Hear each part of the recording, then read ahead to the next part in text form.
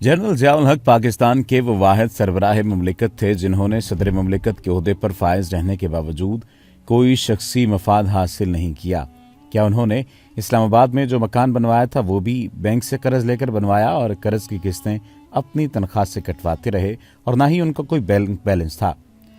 General Ziaul हक को खाना काबा में इमामत करवाने का एजाज़ उस वक्त हासिल हुआ जब बैन नमाज के वक्त इमाम काबा इमामत के मुसल्ले से ये कहते हुए हट गए कि मुसलमानों के इमाम तो जनरल साहब आप हैं, आप इमामत करवाएं। फिर जब उन्होंने नमाज में कुरान पाक की तिलावत शुरू की तो आंखों से आंसुओं की झड़ियां और हिचकियां बन गईं। जनरल साहब खुद भी रोए और उनकी इक़्दा में नमाज पढ़ने वालों पर भी रिक्कत तारी हो गई। इस वाक़े में कितनी सदाकत है, ये मामला दर हकीकत है क्या, और फिर जो रोज़ा रसूल के बारे में बात की जाती है उस पर भी रोशनी डालेंगे कि रोज़ा रसूल में भी 2 मरतबा जाने की सआदत हासिल हुई। ये हकीकत है या सिर्फ और सिर्फ ये एग्जेजरेट किया गया है? आज की इस वीडियो में इसी बात पर रोशनी डाली जाएगी। जो दोनों नुक्ता नज़र हैं उन दोनों नुक्ता नज़र के बारे में आपको बताया जाएगा।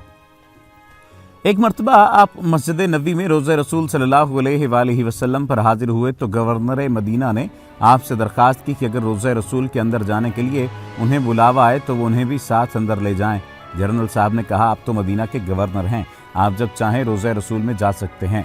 गवर्नर मदीना ने कहा, नहीं, ऐसा नहीं है, बल्कि वही शख्स रोज़ा मुबारक के अंदर जा सकता है जिसको खुद नबी करीम सल्लल्लाहु अलैहि वसल्लम बुलाते हैं। चुनाचे बुलावा आने पर रोज़ा मुबारक का दरवाज़ा खोल दिया गया और जनरल साहब गवर्नर मदीना और रुफ़का के साथ रोज़ा मुबारक के अंदर गए और इतना रोए कि हिचकी बन गई। उम्मत मुसलमा और पाकिस्तान के लिए दुआ करके जब जनरल ज़ियाउल हक रोज़ा मुबारक से बाहर निकलने लगे तो रोज़ा अतर के दरवाजे के चाबी बरदारों ने जनरल साहब का बाजू पकड़ लिया और उनसे कहा कि दोबारा हुजूर के रोज़ा मुबारक के अंदर जाएं और सलाम अर्ज़ करें। इस तरह जनरल ज़ियाउल हक वाहिद मुसलमान हुक्मरान हैं जिन्हें एक ही रोज़ में 2 मरतबा रोज़े रसूल के अंदर जाने की सआदत हासिल हुई। यही नहीं, 2 मरतबा नबी करीम सल्लल्लाहु अलैहि वसल्लम का पैगाम जनरल ज़ियाउल हक को पहुँचाया गया।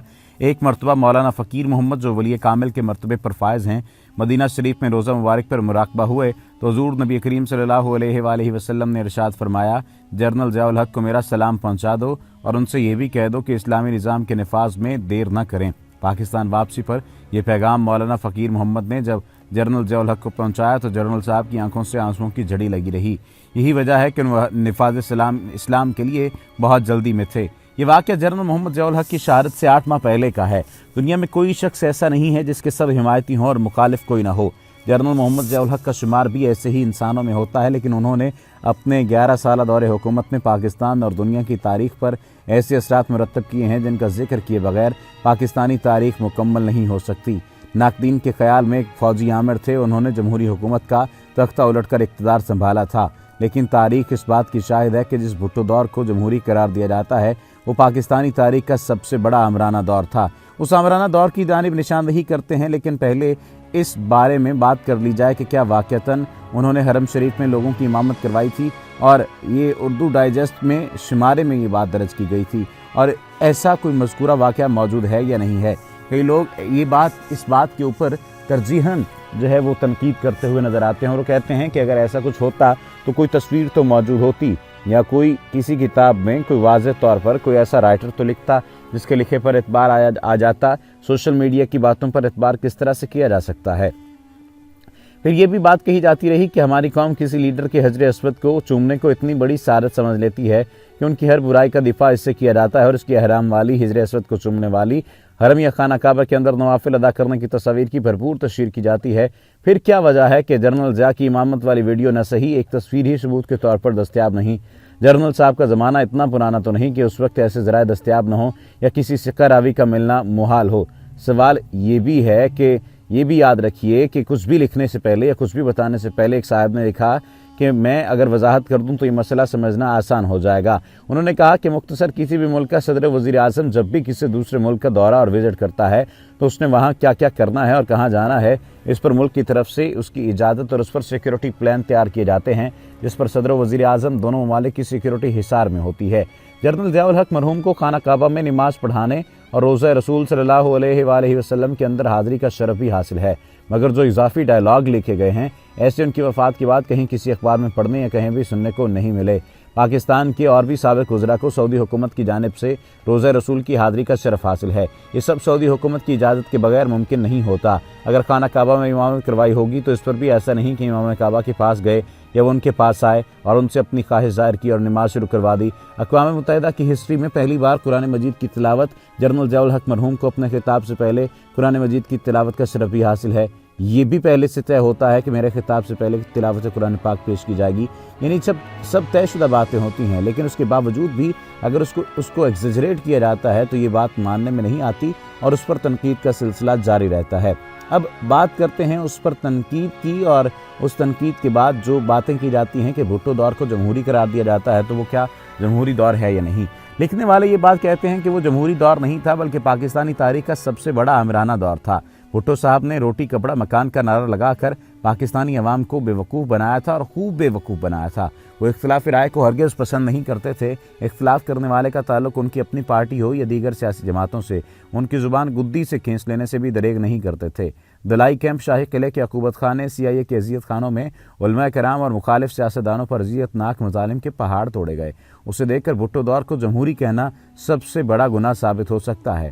भुट्टो सबसे बड़ा आमिर, जालिम और गासिब इंसान था और तारीख में उसका ये किरदार कभी भी तब्दील नहीं किया जा सकता।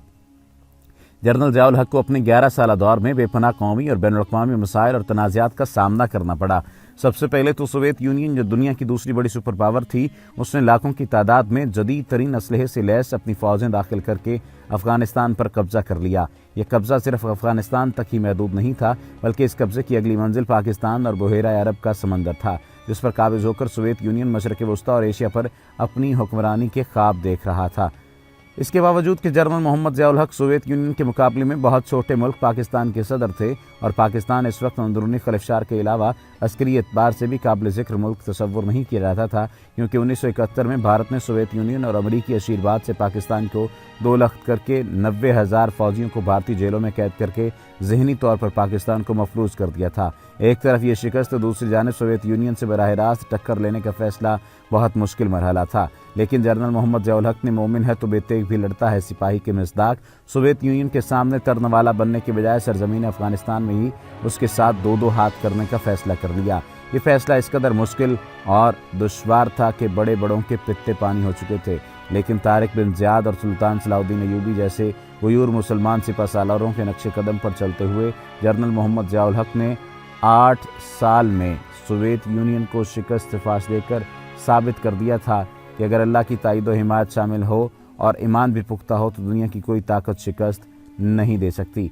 अब बहुत सारे लोग ये बातें करते हुए नज़र आते हैं कि मोहम्मद ज़िया उल हक़ की मौत और रियासती जनाजा क्या था, यानी ये पुरस्कार वाक़या था और हादसा था, तो इसको किस तरह से फिर तब इसकी तहकीकात क्यों नहीं की गई थी। हादसे की सबसे पहले बात कर लेते हैं। 17 अगस्त 1988 को बहावलपुर के करीब एक हवाई हादसे में जनरल मोहम्मद ज़िया उल हक़ की मौत वाक़ हुई। उनकी हादसाती मौत के बाद गुलाम इसाक़ खान निगरान सदर मुंतखब हुए। जनरल ज़िया उल हक़ की मौत के हवाले से तहकीकात का आगाज़ भी हुआ, लेकिन आज तक उनकी मौत के मुतालिक कोई हकीकत सामने नहीं आ सकी।